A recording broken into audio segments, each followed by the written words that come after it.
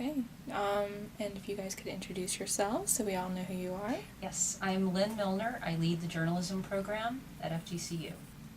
I'm Sharon Isern. I'm a professor in biological sciences at FGCU.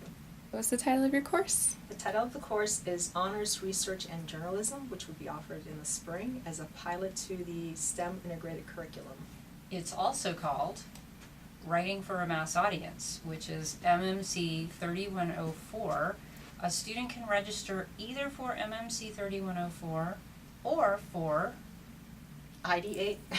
IDH 3910. 3910, Yes. there we go. Okay, great. So what I can say from the journalism perspective is students will be working with scientists, covering science, and scientists will be working with journalists, learning how to tell their story so that a mass audience can understand it. So this course is geared towards students that are getting started with the research. They don't necessarily have to have any research experience. The idea is to work together in teams with projects that are not quite defined, but just we're talking about beats or ideas of how students can find a research area and then come up with ways of defining what they want to work on within that research area. And some of the neat things that we're doing is we're collaborating with a local biotechnology company, Alginol, and we're going to have some projects from them as well as FGCU research projects to work on during the semester. Yes, and we've already selected certain beats, as they're known in journalism, along with Alginol, and students within those beats, students will be able to choose a beat or larger topic area, and then within that beat, they'll propose 2 or 3 projects, right? Mm-hmm. And we'll narrow it down from there. All right. And so the students are registered separately, you said, but are they working together even though they're from different classes, or? The students are actually going to be all meeting together in the same classroom, and so the journalism students get to work in teams with these science or research students. But in addition to that, there's the expectation that the science students will be working outside of class time to do research. Research is ready, not necessarily during class, but whenever the experiments are ready. So coming in after hours, maybe even on weekends to keep working as real scientists. Okay, and how do the journalism students relate to the research exactly? Well, it's really interesting. The journalism students will be covering the research in interesting ways, but then also the science students will have to sort of pitch their research projects to the journalists just to see whether they're making sense. You know, the scientists will learn how to determine what matters about, they'll have to be able to express, I should say, what matters about their project, why should we care about their project. Does a person understand their project? Because what we found is that if a scientist can do the best work in the world, and that if he or she can't explain it to a non-scientist, where does it go from there? Yeah. And just to add to that, this applies to as students are applying to graduate programs, medical school, they need to talk about their research experiences, and if they can't really sell that experience, I mean, a lot of students do really well talking about the techniques, but not so much about the broader impacts, the significance, and why the science is good. So I think it's going to be helpful for that. In addition to, as practicing scientists, you need to be able to sell your science. So when you're writing a research proposal, for example, you need to not just delineate the specific aims and the hypothesis, but also address why the research is important. Why would someone care to give you money to do, you know, what you're proposing to do? Yeah, and on the journalism side, a journalist who can write well about science is a really rare sort of bird. Not only write well about it in an engaging way, but also get it right. I think a lot of journalists either don't have the time or the training to really get science reporting right. So this is a very special opportunity for a journalism student to cover science in an engaging way and to understand science and to help people understand it. I really feel like that's really key to the future, you know, being able to communicate between journalism and science. One of the books that we're going to be using is Best American Science Writing. So we're going to be doing some close reads of good science writing so that scientists and journalists see what that is. You know, how do you tell a story about your research?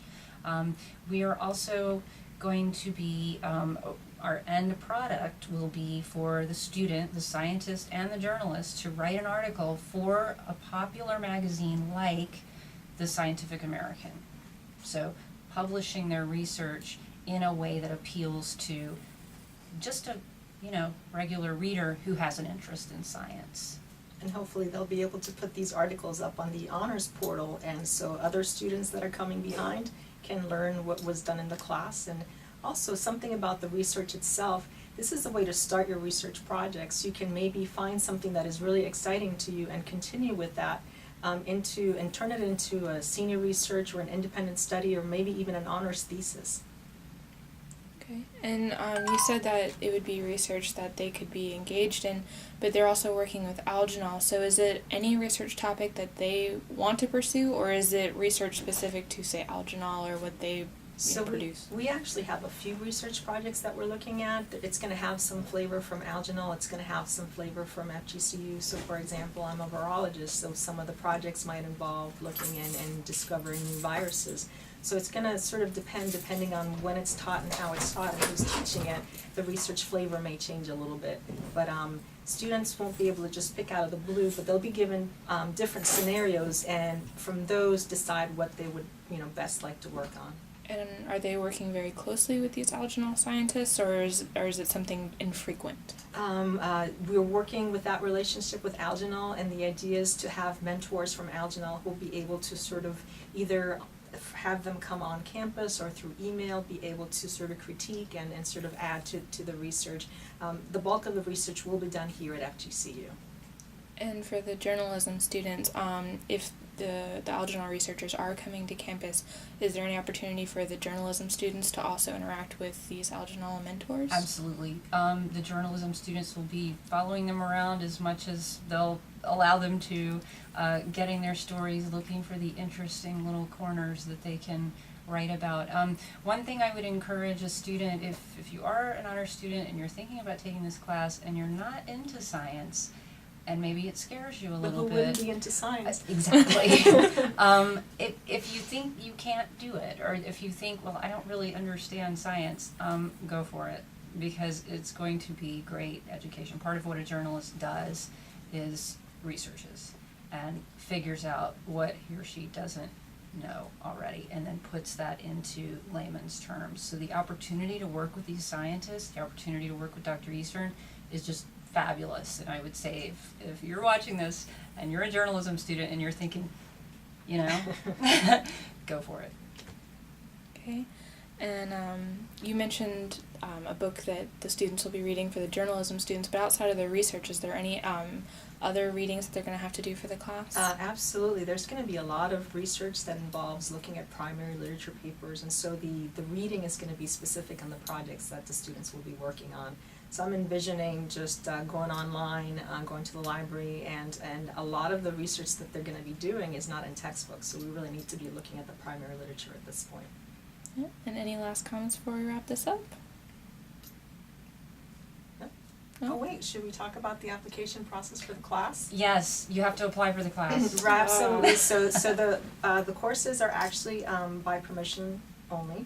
And so we actually were talking about how do we go about doing this. There's been a lot of interest in the class. And so we wanted to give everybody who wanted to give it a shot the opportunity to apply. So we will be accepting essays. And if you could email both of us together, and I guess we can provide the emails separately. The idea is for us to know why is it that you want to be in the course, and what do you think you're going to be getting out of the course, out of the experience. And so we will take a look at the applications. There's going to be a cap of 15 for the science and engineering students, and a cap of 5 for the journalism students. And so if we're within the cap, then we're good. If we have more, we'll take a look. Hopefully we'll be able to fit as many people as we can. All right, awesome.